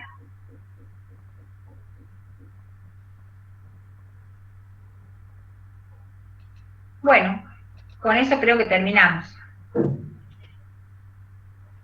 ¿Hay alguna pregunta? No, buen día. Buen día.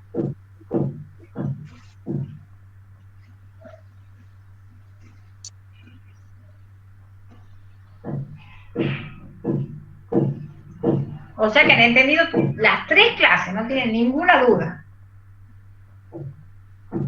Muy bien, chicos. Muy bien, han hecho un esfuerzo enorme para incorporar muchísimos conocimientos, así que los felicitamos también. Y estamos para consultar, ¿no? Así que cualquier duda. Hay un práctico de esto, Malena. ¿Cuándo lo explican? ¿Cuál es la clase que viene? Higiene y seguridad. En la primera parte se puede explicar. Sí, perfecto. Ahí lo explicamos. Y un poco estaría bueno que ahora vamos a subir los Power, Adriana, ¿no es cierto? Al aula virtual. Subimos los Power. Un poco que lo repasen y lo vean, como para que en la próxima clase hablemos sobre el práctico. Este práctico de contrato es el práctico más largo que tenemos. Así que, bueno, estaría bueno que sea así. ¿Cuándo se entregaría este práctico, el práctico 6? Lo vamos a dar, no, por lo menos le vamos a dar una semana. Vale. La primera parte de la clase, Malena, sí. La primera parte de la clase vas a dar vos el práctico y después, sí.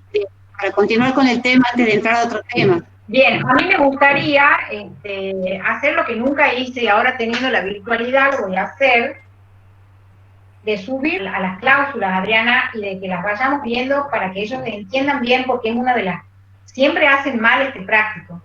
Entonces vamos a subir el contrato que tenemos subido a la aula virtual y ahí vamos a ir explicando cómo lo van a hacer. Entonces eso nos va a dar la posibilidad de que lo hagan mejor. Bien.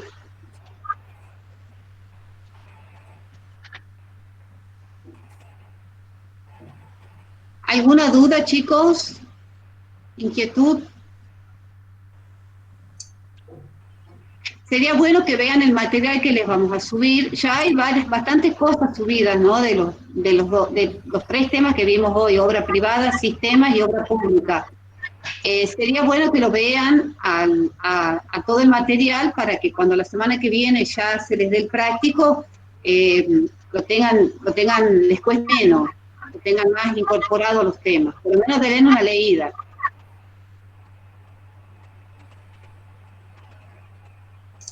Perfecto, gracias.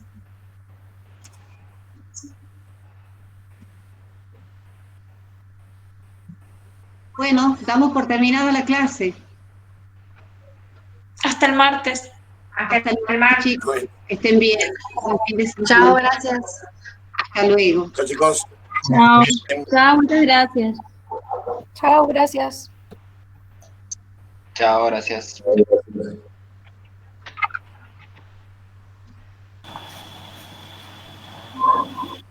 Hasta luego, muchas gracias. Chao, muchas gracias. hasta luego.